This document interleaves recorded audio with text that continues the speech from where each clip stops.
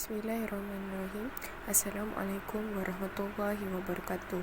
Pada hari ini, saya Aisyah Yusrina binti Azhar bersama rakan sepasukan saya Nur Raudatul Jannah binti Azman akan membentangkan mengenai aspirasi dan hala tuju pendidikan. Sebelum kita memahami tajuk ini dengan lebih mendalam, apakah sebenarnya yang dimaksudkan dengan aspirasi? Aspirasi ini sebenarnya merupakan keinginan dan kehendak yang kuat untuk mencapai sesuatu. Aspirasi sistem pendidikan pula merujuk kepada hasrat yang ingin dicapai oleh Kementerian Pendidikan Malaysia KPM, iaitu melaksanakan perubahan besar terhadap keseluruhan sistem pendidikan untuk melonjakkan pencapaian semua murid mampu memiliki dan menguasai kemahiran yang diperlukan dalam abad ke-21 bersandarkan kepada Pelan Pembangunan Pendidikan Malaysia 2013 sehinggalah 2025. Terdapat 5 aspirasi pendidikan negara. Yang pertamanya adalah akses. 100% enrolment merentas semua peringkat pendidikan daripada prasekolah sehinggalah menengah atas menjelang tahun 2020. Setiap kanak-kanak di Malaysia tanpa mengira taraf ekonomi, etnik atau latar belakang berhak mendapat akses yang sama kepada pendidikan berkualiti bagi membolehkan mereka mencapai potensi masing-masing.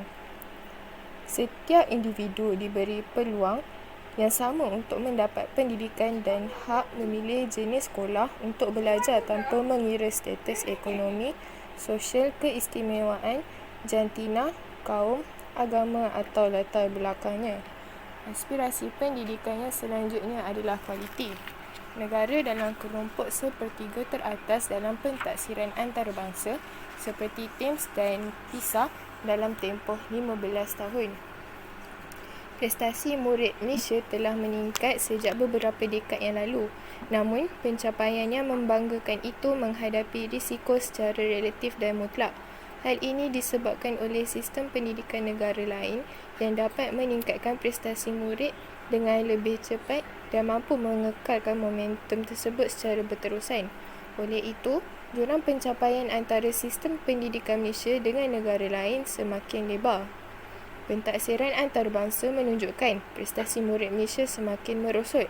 Sepanjang 2 dekad yang lalu, pentaksiran antarabangsa seperti Programs for International Student Assessment (PISA) dan Trends in International Mathematics and Science Study (TIMSS) telah muncul sebagai kaedah perbandingan langsung tentang kualiti keberhasilan pendidikan merentas pelbagai sistem.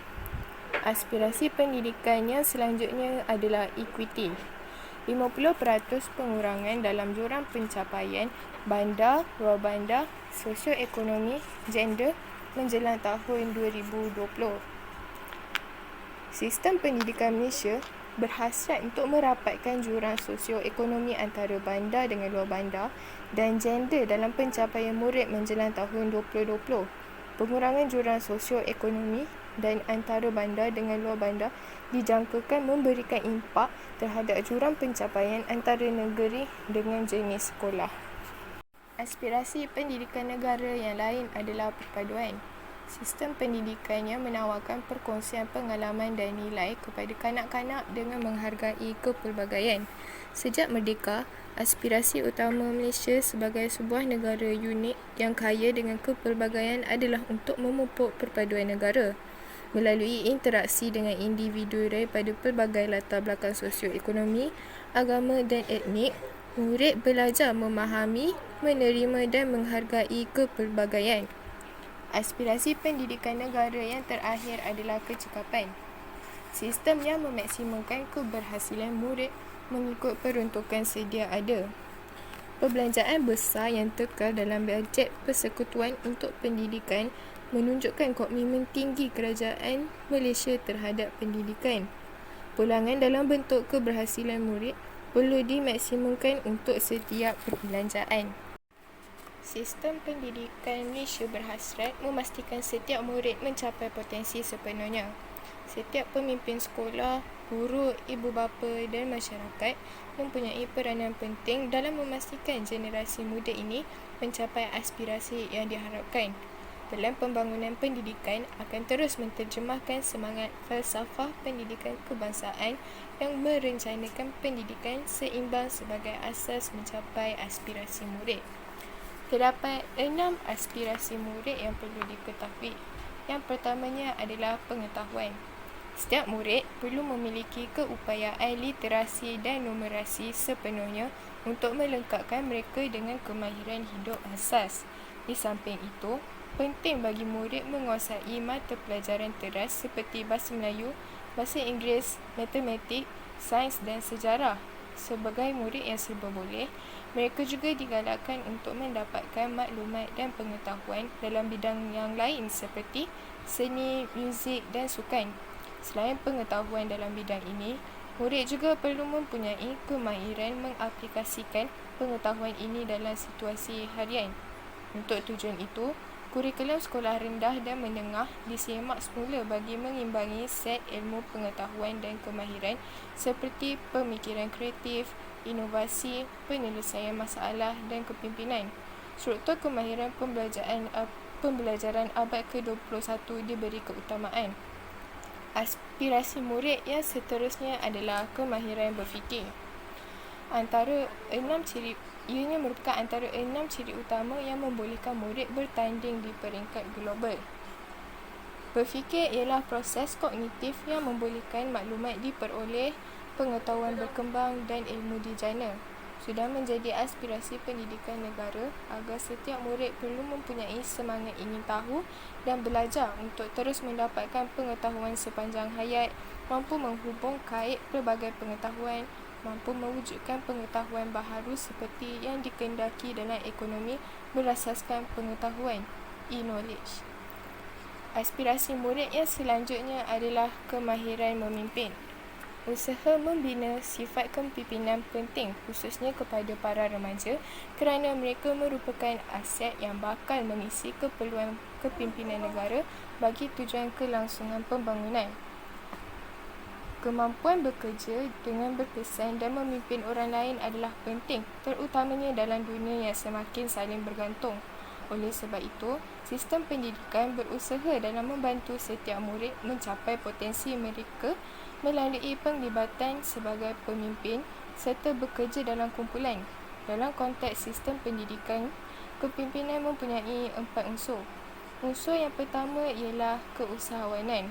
Sekolah perlu memainkan peranan dalam membentuk budaya keusahawanan dalam kalangan murid demi usaha menjana kemakmuran dan pertumbuhan ekonomi negara. Unsur kepimpinan yang kedua ialah sifat berdaya tahan. Sistem pendidikan beraspirasi untuk melahirkan murid yang berdaya tahan, mampu membangunkan cara berfikir yang konstruktif serta mampu menghadapi rintangan. Unsur yang selanjutnya ialah pemimpin juga dinilai menerusi unsur kecerdasan emosi. Apabila seseorang individu berupaya memahami dan bekerja secara berkesan dengan orang lain serta mampu mempengaruhi mereka secara positif, hal ini bermakna aspirasi murid yang mempunyai kemahiran memimpin berjaya dicapai. Oleh itu, kejayaan seorang guru melahirkan generasi model insan bukan sekadar diukur daripada pencapaian intelek, tetapi juga tahap kecerdasan emosi insan tersebut. Unsur yang terakhir adalah kemahiran komunikasi. Ianya merupakan kebolehan untuk mewujudkan interaksi atau hubungan melalui medium perantara atau sebaliknya dengan orang lain. Kemahiran komunikasi ini meliputi kemahiran menulis, membaca, berhujah, mendengar, etika dalam komunikasi dan juga mempunyai kaitan dengan penggunaan teknologi. Berdasarkan arus globalisasi kini, kemahiran komunikasi telah menjadi aspek penting yang amat dititik beratkan supaya dikuasai oleh setiap individu. Semua murid perlu mempunyai keterampilan dalam komunikasi, iaitu berupaya memberikan pendapat dan hasrat secara lisan dan bertulis dengan jelas. Aspirasi murid yang selanjutnya adalah kemahiran dui bahasa. Setiap kanak-kanak di Malaysia diberi peluang untuk menguasai bahasa Malaysia sebagai bahasa kebangsaan dan juga bahasa Inggeris sebagai bahasa komunikasi antarabangsa dalam sistem pendidikan yang mengamalkan dui bahasa. Dui bahasa merupakan penggunaan dua bahasa oleh seseorang atau sesebuah masyarakat atau kefasihan bertutur dalam dua bahasa. Malah, setiap kanak-kanak juga berpeluang mempelajari bahasa tambahan. Keadaan dan senario dalam negara serta dunia amnya pada masa kini sudah berubah kerana penguasaan dalam bidang sains dan teknologi akan menentukan kemandirian hidup sesuatu bangsa. Untuk menguasai bidang sains dan teknologi, penguasaan bahasa Inggeris yang baik amat penting kerana kebanyakan bahan bacaan adalah dalam bahasa Inggeris. Keadaan ini merupakan satu realiti yang tidak dapat dinafikan. Aspirasi murid yang selanjutnya adalah etika dan kerohanian. Etika dan kerohanian mampu menjadi benteng kekuatan untuk menghadapi cabaran abad ke-21. Penekanan diberikan kepada satu set prinsip yang terdiri daripada kerohanian. Kerohanian mempunyai pegangan agama yang kuat dan mengamalkannya sebagai asas hidup serta mendukung standard moral yang tinggi. Prinsip yang selanjutnya adalah integriti, iaitu mempunyai keberanian, disiplin dan semangat untuk melakukan perkara yang betul. Dan prinsip yang terakhir adalah tanggungjawab sivik. Ianya bertindak untuk kebaikan negara, mengambil berat terhadap orang lain dan alam sekitar serta memiliki keupayaan yang mendalam untuk memberikan sumbangan kepada masyarakat. Aspirasi murid yang terakhir adalah identiti nasional. Rakyat Malaysia perlu mempunyai perasaan tidak berbelah bahagi tentang identiti nasional, berpegang teguh pada prinsip rukun negara untuk perpaduan dan masa depan Malaysia. Setiap murid, tanpa mengira etnik, kepercayaan, taraf sosioekonomi atau tempat, mesti berbangga menjadi rakyat Malaysia.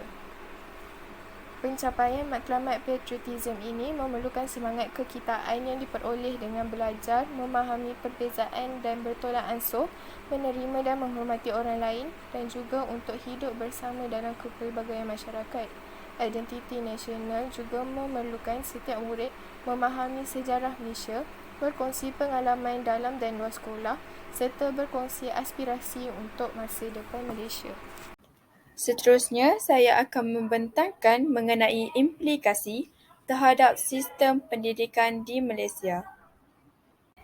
Baiklah, implikasi yang pertama adalah kurikulum sekolah mengalami perubahan dari segi bahan-bahan pengajaran yang lebih menitikberatkan nilai-nilai murni yang diserapkan ke dalam subjek-subjek dan program-program di sekolah agar dapat melahirkan murid-murid yang seimbang dari segi ko-kurikulum dan kurikulum.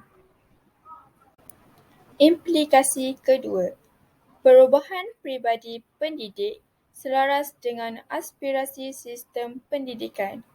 Pendidik lebih positif dalam menjalankan tugas bagi mencapai tujuan dan matlamat yang ditetapkan oleh negara.